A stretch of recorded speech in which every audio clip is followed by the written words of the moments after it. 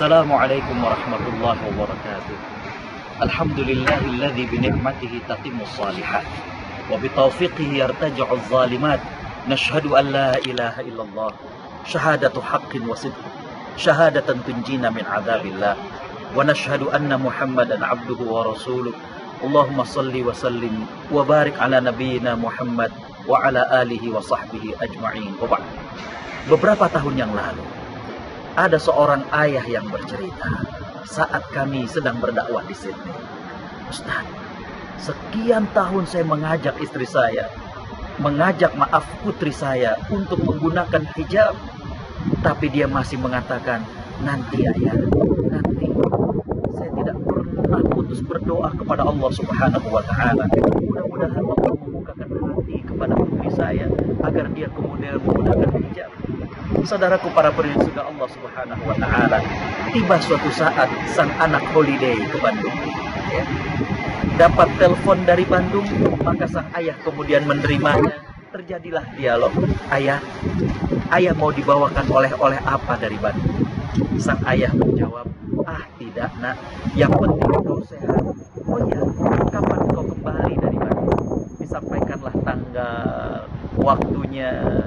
Maka sang ayah mengatakan, baik, insya Allah ayah akan menjemput. Sampai kepada hari yang telah disampaikan, waktu yang disampaikan, sang ayah menunggu di airport di Sydney. Ketika disampaikan bahwa pesawat telah landing, sang ayah pun bersiap-siap untuk menanti sang putrinya. Dia cari di tengah orang-orang yang datang, tapi dia tidak dapatkan sang putri. Sampai akhirnya kemudian ada suara yang mengatakan, ayah.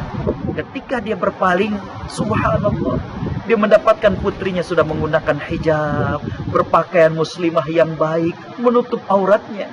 Sambil dicium tangan sang ayah, kemudian dipeluk, sang putri mengatakan, Daddy, this my best present for you. Ayah, ini oleh-oleh dari Bandung. Subhanallah, para perindu surga Allah Subhanahu wa Ta'ala. Begitulah yang namanya doa. Allah Subhanahu wa Ta'ala tidak hanya mengiyakan doa seorang hamba. Para ulama mengatakan bahwa doa seorang hamba pasti di antara 3 kebaikan. Yang pertama adalah Allah Subhanahu wa Ta'ala akan kabulkan doa tersebut.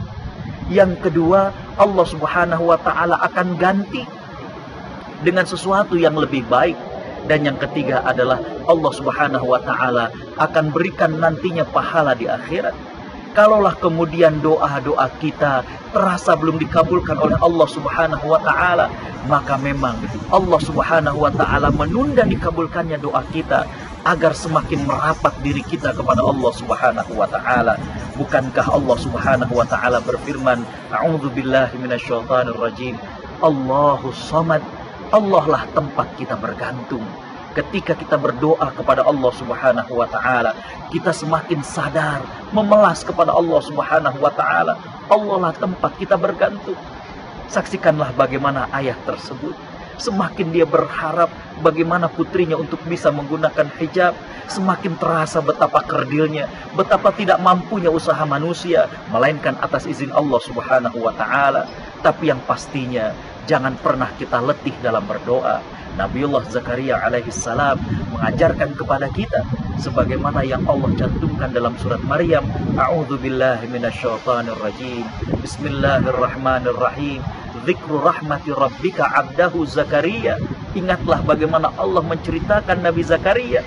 Nabi Zakaria mengatakan, Rabbi inni qad wahanal azmu minni washta'ala ar-ra'su syaiba wa lam akun bidu'aika rabbi syaqiyya. Ya Allah, rambutku sudah penuh dengan ubat, tapi aku tidak pernah bosan, aku tidak pernah ngambek dengan doa yang aku panjatkan kepadamu. Saudaraku para perindu surga Allah Subhanahu wa Ta'ala, kesempatan bagi kita untuk berintih kepada Allah Subhanahu wa Ta'ala, berdoa kepada Allah Subhanahu wa Ta'ala, memasrahkan semua kepada Allah. Yakinlah Allah Subhanahu wa Ta'ala akan mengabulkan doa-doa kita. Jazakumullah khairan. Wassalamualaikum warahmatullahi wabarakatuh.